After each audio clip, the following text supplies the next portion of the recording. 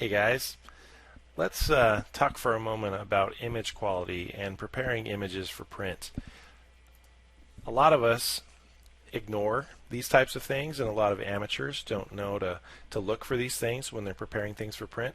So I think it's important to run down some of the basics.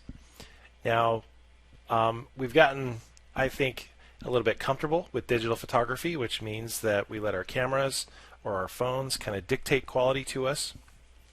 But it's important to pay attention to what the file is actually creating, the image quality it's capturing, the color profile that's being used. All of those things go into the future quality of the print that you're going to make. When we work in just digital form and we just post things online, we get away with a lot.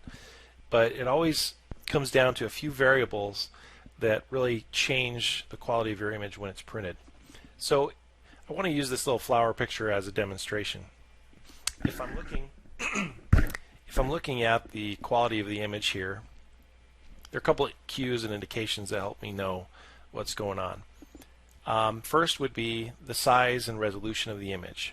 If I want to know that about my picture, I go to the image menu.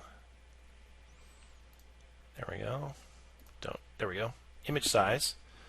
And there's a difference between image size and canvas size. So I need to double check both. Let's take a look at image size. Now, it tells me the file size is actually 91 megabytes, decent size. It tells me the dimensions and resolution, 7500 by 4200 about. Original size, and then it tells me the pixel measurement and, really important, resolution. Okay, there's also this little chain here that locks the proportion of those images together. It also links it to the resolution. So that's a pretty high quality image, decent size. Let me change this to inches and you can kind of get a representation. So that's telling me that this thing is, the pixel quality is 25 inches by 14 inches. So that's decent size. You know, an average, poster on the wall might be 18 by 24, something like that. So we've got a decent sized image here. 300 is what's really important. This lets us know that this is print quality. So anything that is actual dimension at 300 dpi is the correct print quality. If it's lower than that, if this number was 72, then we would know that nope, that's a display image. That's a web image. It's not going to be good for print unless we reduced it really, really tiny. So first thing to check, resolution. Here's the bummer. If your resolution is low on that image, you can't res it up. If you res it up, you're going to get a blurry image. It's going to be pixelated. It's not going to look right. So first rule of thumb when working with photographs, you got to start with the highest quality original. If you don't have it, you can't fix it. Alright, so image size. Now let's take a look at image mode. By default, photography is going to come in as an RGB image. That's how digital images are captured. You're capturing light. But when you're converting something to print, it's different. It needs to be converted to printing colors. Now, there's a reduction in color quality when that happens. The reason being that RGB color has a wider color gamut. A display has a wider color gamut than the printer does. Your printer kind of dumbs down your color. And usually you see that represented in duller blues, duller reds, pinks, highlights, yellows, things like that get duller because your ink color is dull. So you really can't get around that. That's kind of a problem between digital images and printing. So you just have to be aware of that. So if this is going to be sent to a printer, there are other more complicated things we can do to check printing profiles and other image profiles, which I won't get into in this video because they're printer specific. But in general, if I'm going to send to a commercial printer and I want to prepare my image to be embedded in a commercial printing project, I'm going to want to resave it in CMYK mode, and it's going to ask me, do you want to use that profile?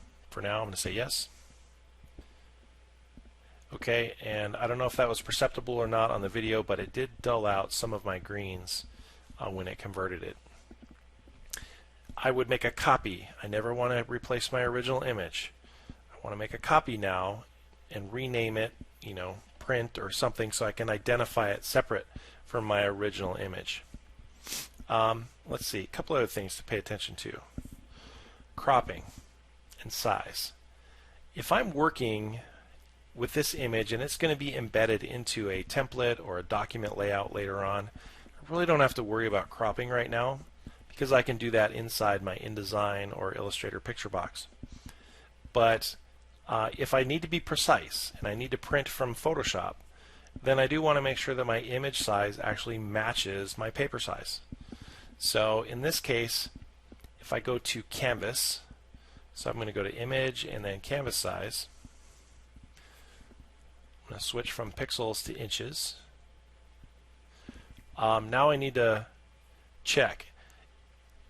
Am I going to fit this image onto 8.5 by 11, let's say, or a larger poster size? Well, if I adjust the canvas, what's it actually going to do? It's going to crop. It's going to cut the edges off my image. Sometimes that can't be avoided. This particular picture happens to be wide angle, and if I was printing horizontally, a landscape view, let's see what happens if I do, like, let's say, 24 by 18. Watch what's going to happen. I'm going to make this 24, 18 tall. It has to extend the background. So it's going to ask me what color you want in the background. I'm just going to say white and click. And it's going to warn me, hey, you just messed with the dimensions. So look what it did. It extended the canvas and cropped a little bit on the sides. So unfortunately, there's no really way around this. If your picture view is different from your page view, you're going to have to give something up. In this case, it letterboxed my image, which I don't want. So my choice would either be to, cut and frame the picture at a custom size, or I'd have to actually do my cropping inside Photoshop to make it be what I need. You can use a cropping tool for that, which you can predetermine your size and cut things down, or like I said, you can use that image canvas size to resize your image. This is why, in general, when I'm working with artwork or working with photography, I have two files. Actually, I probably have three. I have the original file that I just don't mess with. It's got my layers and adjustments and whatever else I need. Then I have a printer file, which is cropped, resized, image adjusted for print. And then I have a display image, which might be used for the web, which could be smaller, could be cropped differently, and the image mode or the color mode could be different. Always a good idea to keep multiple copies because you're not going to be using the same image file for each thing. Last but not least, let's talk a little bit about image file formats since I brought it up. If you go to the File menu, all right, and I'm just going to do Save As so I can demonstrate this.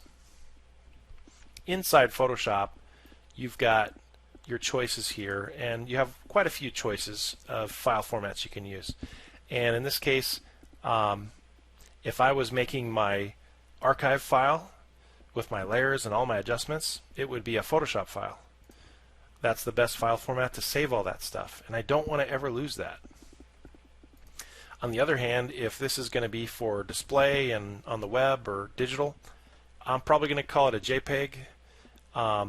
Leave it at that. If I'm going to go to print, however, if I'm going to send my CMYK printer mode prepped cropped file for print, I'm going to save it as a TIFF. And one of the main reasons for that is that TIFF file is uncompressed.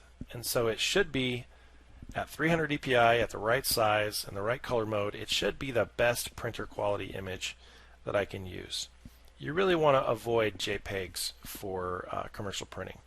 JPEGs pretty much, you can get by as a hobbyist at home just printing off your own personal inkjet printer. But if you're going to send something to a commercial printer and deal with, large sizes, professional layouts, you got to get used to making TIFF files.